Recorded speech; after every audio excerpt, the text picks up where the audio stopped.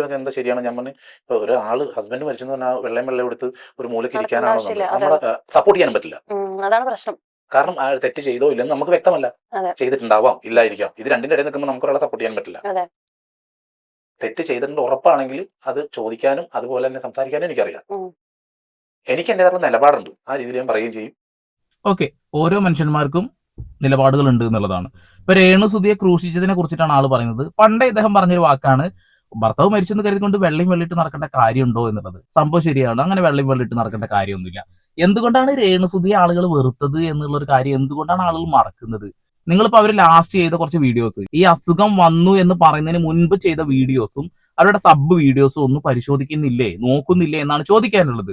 രേണുസുതി ബിക്കിനി ഇട്ടിട്ടുള്ള ഫോട്ടോയും വീഡിയോ ഒന്നും അല്ലല്ലോ ചെയ്യുന്നത് എന്ന് പറയുന്ന അൽത്ത് ബ്ലോഗിനെയും നമ്മൾ കണ്ടില്ലേ. അവനൊക്കെ ഇപ്പൊ പ്ലേറ്റ് മാറ്റി, അതെന്തെങ്കിലും ആവട്ടെ. പക്ഷെ രേണുസുതി ബിക്കിനി ഇട്ടിട്ട് മുൻപ് നമ്മൾ കണ്ടിരുന്നെങ്കിൽ ഇവിടെ ആരും ഒന്നും പറഞ്ഞില്ലായിരുന്നു എന്നുള്ളതാണ്.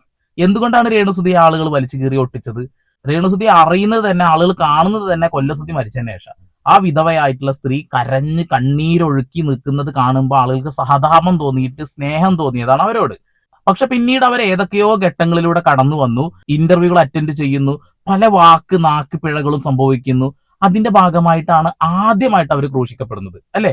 അതായത് സഹായിച്ച ആളുകളെ വേറൊരു രീതിയിൽ കാണുന്ന ഒരു അവസ്ഥയിലേക്ക് എത്തിയത്. ഓക്കെ, അവരതൊക്കെ മറന്ന വിഷയമാണ്, നമ്മളത് പറയുന്നില്ല. പക്ഷെ ഇപ്പോഴും നമ്മളെ പോലെയുള്ള ആളുകളെ കുറ്റപ്പെടുത്തുന്ന ആളുകൾ അത് ചൂണ്ടിക്കാണിക്കാതിരിക്കാൻ കഴിയില്ല. നമ്മൾ ചെയ്തതൊക്കെ വലിയ അപരാധമാണ് എന്നും ചില ആളുകൾ ചെയ്യുന്ന കാട്ടപരാധങ്ങൾ അടിപൊളിയാണ് എന്ന് പറയരുത്.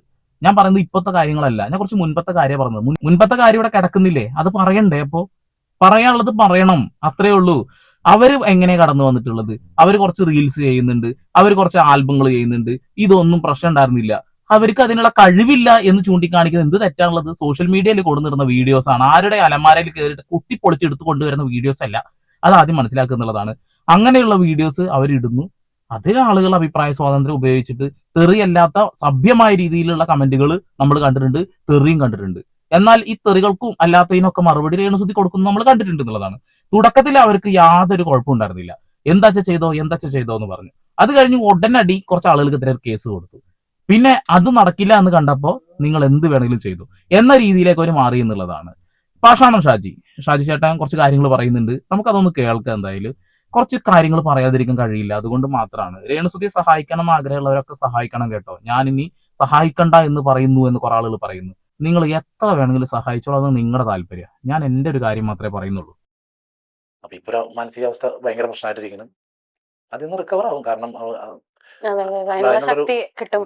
ചേട്ടൻ കാണാറുണ്ടായിരുന്നു ഇപ്പൊ രേണു ചേച്ചിക്കെതിരെ സുധിച്ചേട്ടൻ മരിച്ച് കുറച്ച് കഴിഞ്ഞപ്പോ തന്നെ ഒരു സൈബർ അറ്റാക്ക് എന്നല്ല അതിനെ പറയേണ്ടത്, ഒരാളെ എത്രത്തോളം ഹേർട്ട് ചെയ്യാൻ പറ്റും ചേച്ചിക്ക് ജീവിതം. ഇപ്പൊ ചേട്ടൻ പോയി കഴിഞ്ഞാൽ ഞാൻ അന്നും പറഞ്ഞു, ഞാനൊരു ഇന്റർവ്യൂവിൽ പറഞ്ഞ ഞാനിത്, ഒരാളുടെ ജീവിതം തെരഞ്ഞെടുക്കുന്നത് അവരവരുടെ ഇഷ്ടമോ, അത് നമുക്ക് ഒരിക്കലും. അന്ന് ഞാൻ ഇങ്ങനെ പറഞ്ഞു, കാണിച്ചത് എന്താ ശരിയാണ്? ഞാൻ പറഞ്ഞു, ഇപ്പൊ ഒരാള് ഹസ്ബൻഡ് മരിച്ചെന്ന് പറഞ്ഞാൽ വെള്ളം എടുത്ത് ഒരു മൂലക്ക് ഇരിക്കാനാണോ നമ്മുടെ സഹോദരിക്ക് സംഭവിക്കണമെങ്കിൽ നമ്മൾ പിറ്റേ ദിവസം സഹോദരിയെ നമ്മൾ ടേക്ക് ഓഫ് ചെയ്യാൻ നോക്കും. ഇത് ഞാൻ അന്ന് ഇന്റർവ്യൂവിൽ പറഞ്ഞ, ഇത് കഴിഞ്ഞ സമയത്ത് ഇങ്ങനെ രേണുവിന്റെ ഇതൊക്കെ പറഞ്ഞപ്പോഴത്തേക്ക് ഞാൻ പറഞ്ഞ, എനിക്കതാ എന്റെ ഒരു സഹോദരി ആണെങ്കിലും ഞാൻ ഇരുത്തൂല ഇങ്ങനെ. പിന്നെ അവരുടെ തീരുമാനങ്ങളാണ് അവരുടെ ശരി, നമുക്ക് നമ്മുടെ ശരി, നമ്മുടെ തീരുമാനങ്ങൾ നമ്മുടെ ശരിയാ. പക്ഷെ അത് എല്ലാവർക്കും ശരിയാവണമെന്നില്ല. അത് എല്ലാവർക്കും ശരിയാവണമെന്നില്ല, നല്ല വാക്കാണ്, അത് എല്ലാവർക്കും ശരിയാവണമെന്നില്ല. പിന്നെ അവതാരിക പറഞ്ഞല്ലോ, കൊല്ലസുതി മരിച്ച പിറ്റേ ദിവസം തുടങ്ങിയ പരിപാടിയാണെന്നുള്ളത്. കൊല്ലസുതി മരിച്ചിട്ട് പിറ്റേ ദിവസം രേണുസുതിയെ ആരെങ്കിലും കുറ്റം പറഞ്ഞിട്ടുണ്ടെങ്കിൽ നിങ്ങൾ തെളിവ് സഹിതം പറയും, നിങ്ങളൊന്ന് കാണട്ടെ. കൊല്ലസുതിയൊക്കെ മരിച്ചിട്ട് 3-4 മാസത്തിന് ശേഷമാണ് ഇവര് പതുക്കെയാണ് വന്നത്. ലക്ഷ്മി നക്ഷത്രയാണ് ഇവരെ ഉയർത്തിക്കൊണ്ടുവരുന്നത്. ലക്ഷ്മി നക്ഷത്രയുടെ വീഡിയോയിൽ നിരന്തരം അവർ പ്രത്യക്ഷപ്പെട്ടിരുന്നു. പിന്നീട് ഏതൊക്കെ ആൽബത്തിലും മറ്റുള്ള കാര്യങ്ങളിലും അഭിനയിച്ചിട്ടാണ് അവർ പുറത്തു വന്നിട്ടുള്ളത്. ഇന്റർവ്യൂകളാണ് ഏറ്റവും കൂടുതൽ അവരെ ഈ രീതിയിൽ എത്തിച്ചു നിർത്തി എന്നുള്ളതാണ്. പിന്നീട് അവർക്ക് ഒരു ധൈര്യം കിട്ടി, ആ ധൈര്യത്തിന്റെ പുറത്ത് അവർ മുന്നോട്ട് അങ്ങ് പോയി എന്നുള്ളതാണ്. അല്ലാതെ കൊല്ലസുതി മരിച്ച പിറ്റേ ദിവസം മുതലൊന്നും ഒരു മനുഷ്യനും രേണുസുതി എന്തായാലും ഒരു 3-4 മാസം എന്തായാലും ആരും കുറ്റം പറയില്ല. കാരണം ലക്ഷ്മി നക്ഷത്രയുടെ കണ്ണുനീരൊലിപ്പിക്കുന്ന വീഡിയോസ് നമ്മൾ കണ്ടിട്ടുള്ളത്. അന്നൊക്കെ നമ്മൾ ആ വീഡിയോ കണ്ടിട്ട് രേണുസുതിയെ സപ്പോർട്ട് ചെയ്ത വ്യക്തികളാണെന്നുള്ളതാണ്. സംശയം ഉണ്ടെങ്കിൽ വീഡിയോയിൽ നോക്കിയാൽ കാണാൻ കഴിയുന്നതാണ്. രേണുസുതിയെ സപ്പോർട്ട് ചെയ്ത വീഡിയോസ് നമ്മളിലുണ്ട്. ഏത് സാഹചര്യത്തിലാണ്, ഇപ്പൊ സീക്രട്ട് ഏജന്റ് പറഞ്ഞതുപോലെ തന്നെ ആ സിറ്റുവേഷനെയാണ് നമ്മൾ ട്രോൾ ചെയ്ത് എന്നുള്ളതാണ്. ഓക്കെ, ഞങ്ങൾ സിറ്റുവേഷൻ തന്നെയാണോ ട്രോൾ ചെയ്തിട്ടുള്ളത്, നമ്മളൊന്നും മാറ്റി പറയുന്ന ആളുകളല്ല എന്നുള്ളതാണ്. ഓക്കെ, താങ്കൾ പറഞ്ഞ കാര്യം കറക്റ്റാണ്. ഭർത്താവ് മരിച്ചെന്ന് കരുതിക്കൊണ്ട് വെള്ള പുതച്ച് വീട്ടിനകത്ത് ഇരിക്കേണ്ടവളല്ല സ്ത്രീ എന്ന് അടുക്കളയിൽ നിന്ന് അരങ്ങത്തേക്ക് എന്ന് പറയുന്ന ആളുകൾ തന്നെയാണ് നമ്മൾ. സോഷ്യൽ മീഡിയയിൽ ഇങ്ങനെ ഇടുന്ന കാര്യങ്ങളുണ്ടല്ലോ, പല വീഡിയോസ് ഇടുന്നുണ്ടല്ലോ, ഇത് എല്ലാവരും ഉൾക്കൊള്ളണം. താങ്കൾ പറഞ്ഞാൽ എല്ലാവരും ഉൾക്കൊള്ളണം എന്നില്ല. എന്റെ ശരി ആവണം എന്നില്ല നിങ്ങളുടെ ശരി. ആ പോയിന്റ് എനിക്ക് ഇഷ്ടപ്പെട്ടു. എന്റെ ശരിയല്ല നിങ്ങളുടെ ശരി. നിങ്ങളുടെ ശരി എല്ലാവർക്കും ശരിയാവണം എന്ന് പറഞ്ഞാല് നടക്കുന്ന കാര്യമല്ല. ഈ ഒരു സമൂഹം എനിക്ക് തോന്നുന്നു നമ്മളെ ഉള്ളിൽ പോലും അവരങ്ങനെ ഇരിക്കരുത് എന്നുണ്ടെങ്കിലും അവർ വളർന്നു വരുന്നതിനെ അടിച്ചിരുത്താൻ വേണ്ടി ഒരു കൂട്ടം ആൾക്കാർ ഇപ്പൊ ഈ അസുഖത്തിന്റെ കേസ് പറയുമ്പോൾ പോലും അതിനെ വരെ അതേ ചേച്ചി ഓപ്പൺ ആയിട്ട് പറയുന്നതിന് മുന്നേ വരെ ആ ചേച്ചിക്ക് ഭയങ്കര നെഗറ്റീവ് ആയിരുന്നു. ഇതെല്ലാവരും ഇല്ല, ഇതിനകത്ത് കുറെ പേഷ്യൻസ് ഉണ്ട്. കാരണം എന്റെ അച്ഛൻ മരിച്ചു, അച്ഛന് അറ്റാക്ക് ആയിട്ടാ മരിച്ചത്. അത് ശരിയായില്ല, പുള്ളി വണ്ടി ഇടിച്ചാൽ മരിക്കണ്ടേന്ന് ഇങ്ങനെ ചിന്തിക്കുന്ന ആൾക്കാരുണ്ട്. അവർ പേഷ്യൻസാ, അവരോട് നമ്മൾ അവരെ പറഞ്ഞിട്ട് കാര്യമില്ല, അവർ പറഞ്ഞ് നന്നാക്കരുത്. അവർ അങ്ങനെ തന്നെ നിന്ന് അന്യം നിന്ന് പോകണം. ബാക്കിയുള്ളവരെന്ന് വെച്ചിട്ടുണ്ടെങ്കിൽ അവസരം അറിഞ്ഞോ അവസ്ഥ അറിഞ്ഞോ ഒക്കെ സംസാരിക്കുന്നവരുണ്ട്, അവരൊക്കെ തിങ്ക് ചെയ്ത് സംസാരിക്കുന്ന ആൾക്കാരാണ്. പക്ഷെ ഇത് കുറെ ആൾക്കാരുണ്ട് ഇതിന് വേണ്ടി ഇരിക്കണം, അവരെ നമ്മൾ ശ്രദ്ധിക്കാതിരുന്നാൽ മതി. പിന്നെ തീരുമാനങ്ങൾ നമ്മളുടെ അല്ലേ, ഞാൻ എങ്ങനെ ജീവിക്കണമെന്ന് തീരുമാനിക്കണം നമ്മളാണ്. അത് നമുക്ക് ഒരിക്കലും പറഞ്ഞു മാറ്റാൻ പറ്റില്ല. അതെ അതെ, അത് കറക്റ്റ് ആണ്. നമ്മളെങ്ങനെ തീരുമാനിക്കണം എന്ന് നമ്മൾ തീരുമാനിക്കുന്നു എന്നുള്ളതാണ്. സോഷ്യൽ മീഡിയയിലാണ് വീഡിയോ ഇടുന്നതെങ്കിൽ തീർച്ചയായിട്ടും അത് എടുത്തിട്ട് റിയാക്ട് ചെയ്യുന്ന ആളുകൾ അവരുടെ ഫെയർ യൂസ്, യൂട്യൂബ് കൊടുക്കുന്ന ഫെയർ യൂസ്, ഫേസ്ബുക്ക് തുറക്കുന്ന ഫെയർ യൂസ്, അത് യൂസ് ചെയ്തിട്ട് അവർ റിയാക്ട് ചെയ്യുന്നു, അത്രയേ ഉള്ളൂ. പിന്നെ പറഞ്ഞ കാര്യം തന്നെ നെഗറ്റീവാണ്, എന്ത് ചെയ്താലും നെഗറ്റീവ് ആണെന്നുള്ളത്. അവരുണ്ടാക്കി എടുത്തിട്ടുള്ള ഒരു ഇമേജ് ഉണ്ട്, ആ ഇമേജ് തന്നെയാണ് നെഗറ്റീവിന്റെ കാരണം. ഇപ്പൊ സീക്രട്ട് ഏജന്റ് ഒരു ഇന്റർവ്യൂ കൊടുത്തില്ല, ആ ഇന്റർവ്യൂവിൽ അദ്ദേഹം പറയുന്നത് വെച്ചിട്ടുണ്ടെങ്കിൽ അവരുണ്ടാക്കിയെടുത്ത ഇമേജ് അത് നെഗറ്റീവ് ഇമേജ് ആണ്, കാര്യമാണ്, നെഗറ്റീവ് ഇമേജ് ആണ്. ഇന്ന് നെഗറ്റീവ് ഇമേജ് പോസിറ്റീവ് ആവുന്നത് എന്തുകൊണ്ടാ വെച്ചിട്ടുണ്ടെങ്കിൽ മലയാളികളുടെ മനസ്സുകൊണ്ടാണെന്നുള്ളതാണ്. മലയാളികൾ വീണ് കിടക്കുന്നവനെ ചവിട്ടി താഴ്ത്ത ശ്രമിക്കുന്നവരല്ല, അതുകൊണ്ട് മാത്രമാണെന്നുള്ളതാണ്. അതിനർത്ഥം നമ്മൾ വാക്കുകൾ മാറ്റി പറയണമെന്നല്ല. ഇപ്പൊ അദ്ദേഹം തന്നെ പറഞ്ഞു അവസരത്തിനനുസരിച്ച് മാറ്റി പറയണം എന്നുള്ളത്. അവസരവാദികൾ ആവാൻ നമ്മളെ കൊണ്ട് കഴിയില്ല. ഒന്ന് ഞാൻ പറയുന്നു, അത് എന്നും പറയുന്നു, രേണുസുതിക്ക് എന്നല്ല ഒരാൾക്കും ഈ അസുഖം വരരുത് എന്ന് തന്നെയാണ് ഞാൻ പ്രാർത്ഥിക്കുന്നത്. ഇപ്പൊ സെലിബ്രിറ്റി ആയതുകൊണ്ട് ഒരു പ്രത്യേക പ്രാർത്ഥന രേണുസുതിക്ക് കൊടുക്കേണ്ടതായിട്ടുണ്ടെന്ന് എനിക്ക് തോന്നുന്നില്ല. എല്ലാവർക്കും ഒരുപോലെ തന്നെ, എല്ലാവരും ഒരുപോലെ തന്നെയാണ്. ആരോരുമില്ലാത്ത ആളുകളുണ്ടോ അവർക്ക് വേണ്ടി സംസാരിക്കാൻ ആരെങ്കിലൊക്കെ ഉണ്ടോ? ആരും വരൂല. നമ്മൾ അധ്വാനിച്ച പൈസയുടെ ഇത്ര ശതമാനം കൊടുക്കുന്നുണ്ട് എന്ന് പറയുന്നില്ലേ, അത് ഞാൻ കൊടുക്കുമെന്ന് പറയുന്നില്ലേ. കിട്ടേണ്ടവർ ഒരുപാടുണ്ട്, കിട്ടേണ്ടവർക്ക് ആരെങ്കിലും എന്തെങ്കിലും കൊടുക്കുന്നുണ്ട്. നമ്മളെ കൊണ്ടൊക്കെ കഴിയുന്നത് പോലെ കൊടുക്കുന്നുണ്ട്. അതുകൊണ്ടൊക്കെ തന്നെ നമ്മുടെ കയ്യിലൊന്നും ഇല്ല. അതാണ് ഏറ്റവും വലിയ കോമഡി, നമ്മുടെ കയ്യിലൊന്നും ഒന്നുമില്ല. ഈ യൂട്യൂബിൽ നിന്ന് കിട്ടുന്ന വരുമാനമുണ്ട്, കൂലിപ്പണിക്ക് പോയി ഉണ്ടാക്കുന്ന വരുമാനമുണ്ട്. ഇതൊക്കെ കൊണ്ടാണ് നമ്മൾ കുടുംബം മുന്നോട്ട് കൊണ്ടുപോകുന്നത്. നമ്മുടെ കയ്യിലൊന്നും ഇല്ല, അത് ആദ്യം മനസ്സിലാക്കുക എന്നുള്ളതാണ്. ഉള്ളവരെന്താ ചെയ്യുന്നത്? ഉള്ളവർക്ക് തന്നെ, ഇനിയും ഉണ്ടാക്കാൻ കഴിയുന്നവർക്ക് തന്നെ വാരിക്കോരി കൊടുത്തുകൊണ്ടിരിക്കുന്നു എന്നുള്ളതാണ്. കഴിഞ്ഞില്ല. ഇനി ഈ വിഷയത്തിൽ താങ്കളുടെ അഭിപ്രായം തന്നെ ഇടക്കൊന്ന് മാറുന്നുണ്ടല്ലോ. നമ്മൾ എന്ത് സെലിബ്രിറ്റി ആയാലും എന്താണെങ്കിലും ഓഡിയൻസ് ഉണ്ടെങ്കിൽ നമ്മളുള്ളൂ. അപ്പൊ അവരെ ഹാപ്പി ആക്കാനുള്ള കാര്യങ്ങൾ ചെയ്യുക. അവര് ഒരു ബുദ്ധിമുട്ട് പറഞ്ഞിട്ടുണ്ടെങ്കിൽ കമന്റിലൂടെ പറഞ്ഞു കഴിഞ്ഞിട്ടുണ്ടെങ്കിൽ ആ കമന്റ് അംഗീകരിക്കുക, അംഗീകരിച്ചിട്ട് നാളെ അത് ചെയ്യാതെ നോക്കുക. അല്ലാതെ ആ കമന്റ് ചെയ്തവനെ വിളിച്ചിട്ട് ചീത്ത പറയാനോ അതിനിടയിൽ കയറി സംസാരിക്കാനോ ചെയ്തത് മോശമായി പോയി കേസ് കൊടുക്കാനോ ഒന്നും നിന്നിട്ട് കാര്യമില്ല. ഓക്കെ, താങ്കൾ തന്നെ തിരുത്തിയത് very good, very good. Social media തന്നെയാണ് ഓരോ നടന്മാരെ ഇപ്പൊ വളർത്തുന്നത്, പണ്ടത്തെ പോലെയല്ല. പണ്ട് ലാലേട്ടൻ, മമ്മൂക്കയും സുരേഷ് ഗോപിയും ഒക്കെ വളർന്നു വന്നത് എങ്ങനെയാ വെച്ചാൽ സോഷ്യൽ മീഡിയ വഴിയൊന്നുമല്ല, അത് സിനിമകളിലൂടെ ഇഷ്ടപ്പെട്ട് മുന്നോട്ട് വന്നതാ. ഇന്ന് അങ്ങനെയല്ല. PR കമ്പനികൾക്ക് പൈസ കൊടുത്തിട്ട് ചില ആളുകളുടെ കയ്യിലൊക്കെ 8ഓളം യൂട്യൂബർമാരുണ്ട്. എവിടെ പോയാലും അവരൊന്ന് വിളിക്കും, അവർ ഓടി വരും. അതിന് ആൽബം ഷൂട്ട് ആണെങ്കിലും ശരി, റീൽ ഷൂട്ട് ആണെങ്കിലും ശരി, ഉദ്ഘാടനം ആണെങ്കിലും ശരി, ഒരു വിളിയാ വരണേ 8 ആളങ്ങ് വരും എന്നുള്ള ഒരു കണക്കൊക്കെ നമുക്കറിയില്ലേ. അതാണ്. അപ്പൊ സോഷ്യൽ മീഡിയ ആണ് എല്ലാവരെയും വളർത്തി വലുതാക്കുന്നത്. സോഷ്യൽ മീഡിയ എന്ന് പറയുമ്പോൾ അത് കാണുന്ന ജനങ്ങൾ, ആ കാണുന്ന ജനങ്ങൾക്ക് ഇഷ്ടപ്പെടാത്ത കാര്യങ്ങൾ അതിൽ കണ്ടു കഴിഞ്ഞാൽ, അവർക്ക് താല്പര്യമില്ലാത്ത കാര്യങ്ങൾ കണ്ടു കഴിഞ്ഞാൽ പ്രതികരിക്കുമ്പോൾ അതിങ്ങനെ എടുത്ത് നെറ്റിയിലൊട്ടിച്ചിട്ട് അതിങ്ങനെ പൊക്കി പറയേണ്ട കാര്യമൊന്നുമില്ല അല്ലെ. ഹനാൻ എന്തോ പറഞ്ഞു, ഹനാൻ ഇത്രയും നാളായിട്ടൊരു മറുപടി ഒന്നും കൊടുക്കുന്ന ആരും ഞാൻ അതിനെ കണ്ടിട്ടില്ല കേട്ടോ. ഓക്കെ, അതൊക്കെ അവിടെ നിൽക്കട്ടെ. കഴിഞ്ഞ കഥ അതെന്താടോ, നിങ്ങൾ നടന്നു വന്ന വഴികൾ തിരിഞ്ഞു നോക്കാറില്ലേ? അല്ല, നിൽക്കട്ടെ, അവിടെ നിൽക്കട്ടെ. ശരിയാണ്. അപ്പൊ ചേച്ചിക്കാണെങ്കിലും ഇതൊന്ന് ഓവർകം ചെയ്യാനുള്ള സ്ട്രെങ്ത് എല്ലാ രീതിയിലും കിട്ടട്ടെ. അതെ, പ്രെഡിക്ട് ചെയ്യാൻ പറ്റില്ല, പക്ഷെ എന്നാലും നമുക്ക് പ്രാർത്ഥിക്കാം ചേച്ചിക്ക് വേണ്ടിട്ടല്ലേ. നല്ല എന്തായാലും നമുക്ക് പ്രാർത്ഥിക്കാം. കാരണം അല്ല, പ്രാർത്ഥിക്കണം. ഒരു കുഞ്ഞു മോനുണ്ട്, എല്ലാം ഉള്ള. അതെ, പ്രാർത്ഥിക്കും, തീർച്ചയായിട്ടും പ്രാർത്ഥിക്കും. എല്ലാവർക്കും വേണ്ടി പ്രാർത്ഥിക്കുന്നത് കൂട്ടത്തിൽ നമ്മൾ പ്രാർത്ഥിക്കും എന്നുള്ളതാണ്. രേണുസുതിയുടെ പാട്ടുകളൊക്കെ നമ്മൾ ഇടക്കിടക്ക് കേൾക്കാറുണ്ട്, കാണാറുണ്ട്. അത് കേൾക്കുമ്പോഴും കാണുമ്പോഴും നമുക്ക് ഭയങ്കരമായിട്ടൊരു സ്നേഹം തോന്നും. കാരണം എന്താ വെച്ചിട്ടുണ്ടെങ്കിൽ അത്രയ്ക്ക് സങ്കടത്തോട് കൂടിയിട്ട് പാടുന്ന പാട്ട് പാടുമ്പോൾ ഒരു മനോഹാരിതയും വന്നു. കാരണം എന്താ വെച്ചിട്ടുണ്ടെങ്കിൽ അത് ഉള്ളിൽ തട്ടി പാടുന്നത് വേണ്ട, അവർക്ക് അറിയാം യൂട്യൂബിന്റെ ഇൻസ്റ്റാഗ്രാമിന്റെ ആൽഗരിതം എന്താന്നുള്ളത്.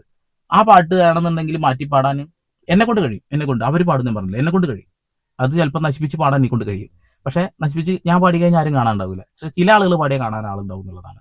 ഓക്കെ, അതെന്തെങ്കിലുമൊക്കെ ആവട്ടെ. പക്ഷെ സംസാരിക്കുമ്പോൾ ബുദ്ധിമുട്ടും പാട്ട് പാടുമ്പോൾ ബുദ്ധിമുട്ടില്ലായ്മയും ഇടയ്ക്ക് എനിക്ക് സംഭവിക്കാറുണ്ടോ? ഇടയ്ക്ക് എനിക്ക് രാവിലെ നീക്കുമ്പോൾ മാത്രം സംഭവിക്കാറുണ്ട്.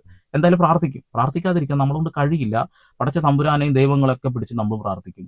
30 മുക്കോടി ദൈവങ്ങളെയും പിടിച്ച് ഞാൻ പ്രാർത്ഥിക്കും. ഈ ലോകത്തിലുള്ള എല്ലാവർക്കും സമാധാനം ഉണ്ടാവട്ടെ എന്ന് ആഗ്രഹിക്കുന്നു. ലോകാസമസ്ത സുഖിനോ ഭവന്തു. അത്രേ എനിക്ക് പറയാനുള്ളൂ ഈ വിഷയത്തിൽ.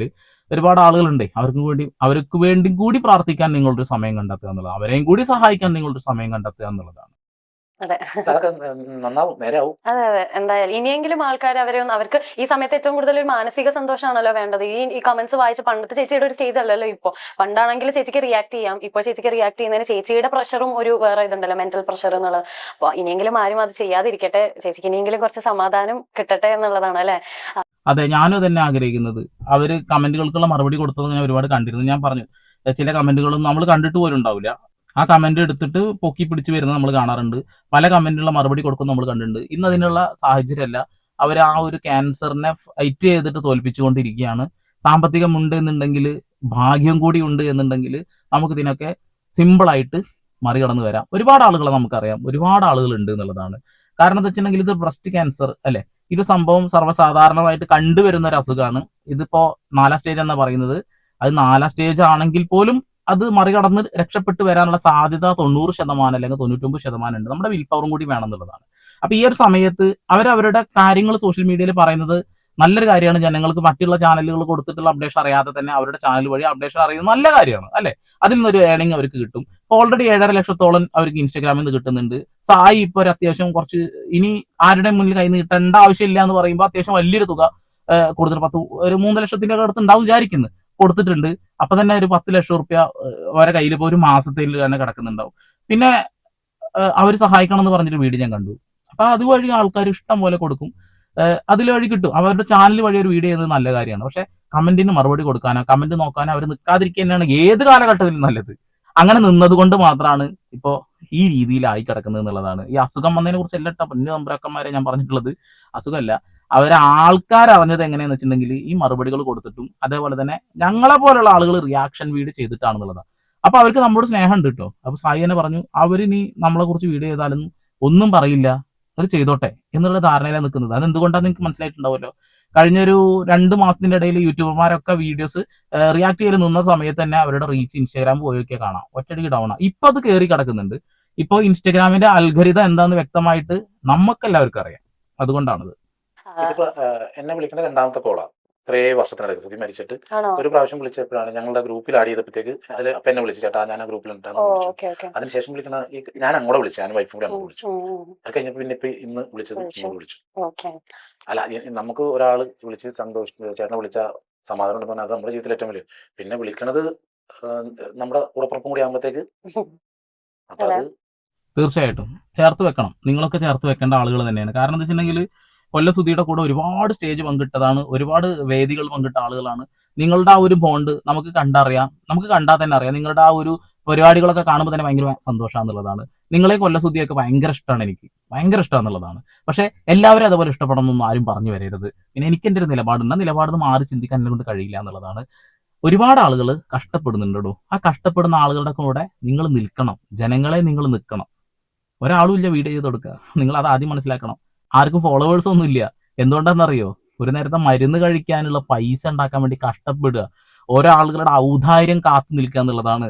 സെലിബ്രിറ്റികളായ സുഖമാണ് കേട്ടോ. ഒരു അസുഖം വന്നു കഴിഞ്ഞാൽ വളരെ സുഖമാണെന്നുള്ളതാണ്. എന്തിനാച്ചാ പൈസ ഉണ്ടാക്കാനട്ടോ, വേദന സ്വയം സഹിക്കണം, പക്ഷെ ഫണ്ട് ഉണ്ടാക്കാൻ വളരെ എളുപ്പമാണെന്നുള്ളതാണ്. അപ്പോൾ ഞാൻ കുറ്റപ്പെടുത്താൻ വേണ്ടി ചെയ്ത വീഡിയോ അല്ല, ഇദ്ദേഹം ചൂണ്ടിക്കാണിച്ച കുറച്ച് കാര്യങ്ങളിൽ കുറച്ച് മിസ്റ്റേക്ക് തോന്നി. അദ്ദേഹത്തിന്റെ ശരിയാണത്, അദ്ദേഹത്തിന് ശരിയായിരിക്കാം. എനിക്കത് കണ്ടപ്പോൾ അത് എന്റെ ശരിയിൽ പെടുന്ന കാര്യങ്ങളല്ല. സോഷ്യൽ മീഡിയയിലായതുകൊണ്ട് ഞാൻ ആരെയും അലമാര കുത്തിപ്പൊളിച്ച് എടുത്തു കൊണ്ടുവന്ന വീഡിയോ അല്ലാത്തത് കൊണ്ട് തന്നെ ഞാൻ റിയാക്ട് ചെയ്യുന്നു. നിങ്ങളുടെ അഭിപ്രായം രേഖപ്പെടുത്തുക.